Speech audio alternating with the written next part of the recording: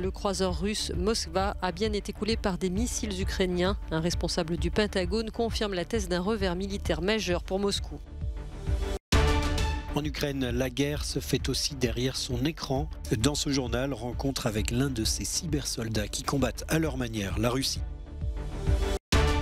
C'était plutôt inattendu. Lors de son dernier interrogatoire, Salah Abdeslam a longuement témoigné et présenté ses excuses aux victimes du 13 novembre.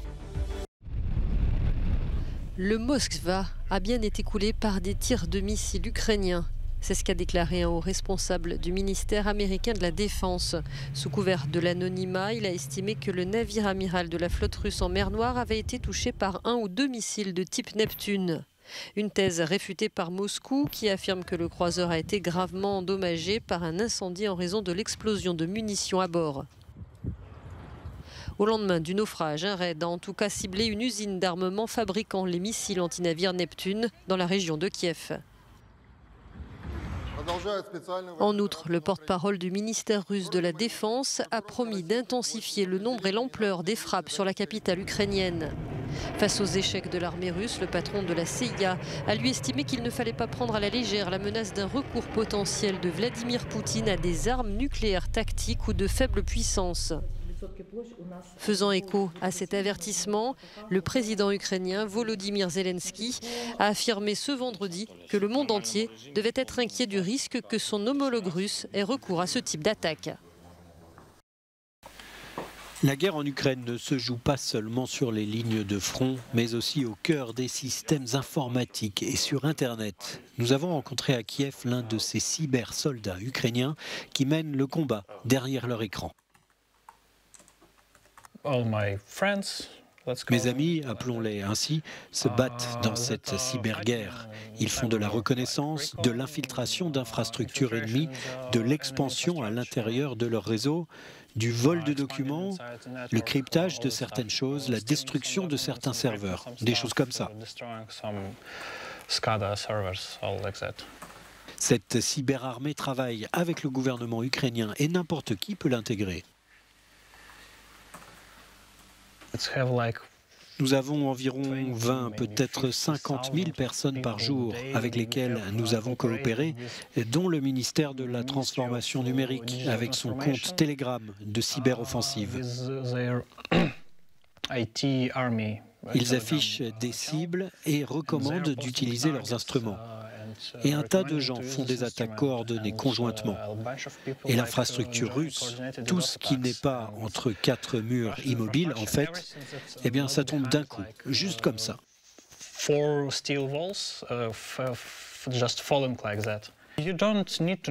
Vous n'avez pas besoin d'une quelconque expérience, il faut juste télécharger ce fichier et le lancer sur votre ordinateur. Et voilà, vous êtes un guerrier informatique. Vous vous battez pour la justice et pour faire taire la machine de propagande russe, parce que nous ciblons beaucoup de sites d'information et tout ça. Les cibles privilégiées, bien sûr, sont la radio et la télévision russe. Quelqu'un a réussi à hacker VGTRK. Qu'est-ce que c'est exactement?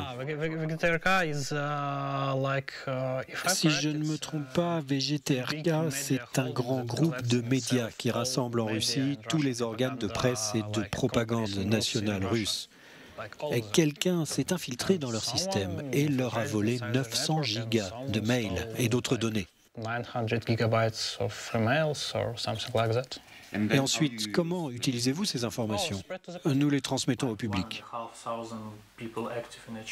Nous sommes comme ces hackers qui font de la protection et de la prévention. Nous avons un statut et des responsabilités et nous devons utiliser nos compétences pour battre la machine de guerre russe.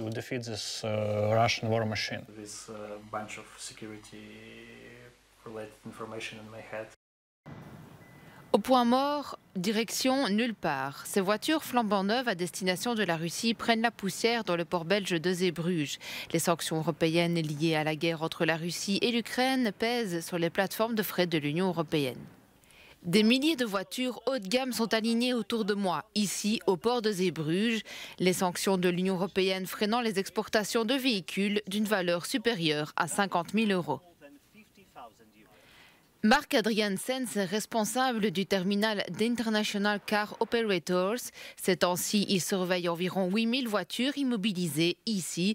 Certaines le sont à cause de leur gamme de prix, d'autres ne peuvent pas être exportées en raison de l'interdiction des navires dans les ports.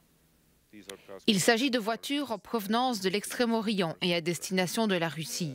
Ces voitures ne sont plus exportées. Les douanes ont dit qu'elles devaient être ici et elles sont bloquées. Nous ne savons pas combien de temps elles vont rester. À mon avis, nous allons chercher des marchés alternatifs. Ici, à Zeebrugge, comme dans d'autres ports de l'Union européenne, les conteneurs chargés de marchandises à destination de la Russie s'empilent également. Ce qui nuit non seulement aux entreprises et aux clients russes, mais aussi aux recettes commerciales en Europe. On craint également l'impact sur le port de nouveaux embargos sur l'énergie russe. D'autres biens sont également interdits sur les conteneurs. Dans le secteur des conteneurs, c'est pareil. J'ai entendu dire que 1100 conteneurs sont bloqués pour les mêmes raisons. Mais tant que le pétrole et le gaz ne sont pas influencés, je pense que Zeebrugge se porte bien. Mais le pétrole et le gaz, et surtout le gaz naturel liquéfié, sont là des principaux trafics en provenance de Russie vers Zeebrugge. Si ça devait s'arrêter, les répercussions sur le port seraient importantes. Un embargo sur le pétrole russe pourrait faire partie d'un ensemble de sanctions de l'Union européenne. Des discussions sont déjà en cours, mais l'interdiction est loin de faire consensus. L'Allemagne est réticente et la Hongrie apparaît comme l'opposant le plus virulent. Elles étaient attendues, elles sont arrivées. Les excuses de Salah Abdeslam au procès des attentats de 2015. Ce vendredi, pour son dernier interrogatoire, le seul membre encore en vie du commando djihadiste a longuement raconté sa journée du 13 novembre. Il a décidé de nous livrer sa vérité, de s'exprimer, de donner des explications, de reconstituer ce parcours macabre. D'abord un ton un petit peu plus grave, et puis ça s'est terminé effectivement par le fait qu'il demande pardon formellement, quoi. Ce qui est une surprise, oui, on peut dire que c'est une surprise. Des questions subsistent quant à la veste explosive de l'accusé. Lui affirme avoir choisi au dernier moment de ne pas l'actionner, mais selon une expertise, elle ne pouvait de toute façon pas fonctionner. Au bord des larmes, Salah Abdeslam termine en disant « Je vous demande de me pardonner. Je sais que la haine subsiste. Je vous demande aujourd'hui de me détester avec modération. » À votre gré. Double événement à Notre-Dame de Paris ce vendredi, le 3e anniversaire de l'incendie qui a partiellement détruit la cathédrale et la célébration du Vendredi Saint qui remémore aux catholiques la semaine de Pâques et la mise au tombeau du Christ. C'est en plein air et juste devant l'édifice, en plein travaux, qu'une cérémonie a eu lieu devant quelques dizaines de fidèles et sous l'œil de nombreux touristes.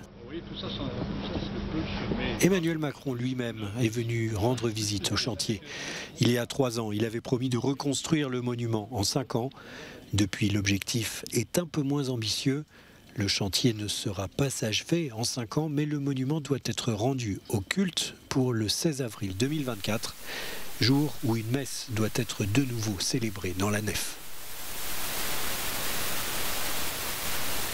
3 ans après, les causes précises de l'incendie sont encore inconnues, mais l'enquête a pour l'instant conclu à une origine non criminelle.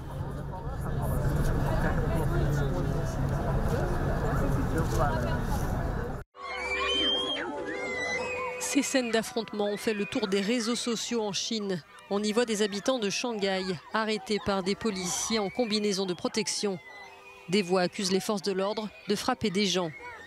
En cause, les mesures draconiennes liées au Covid.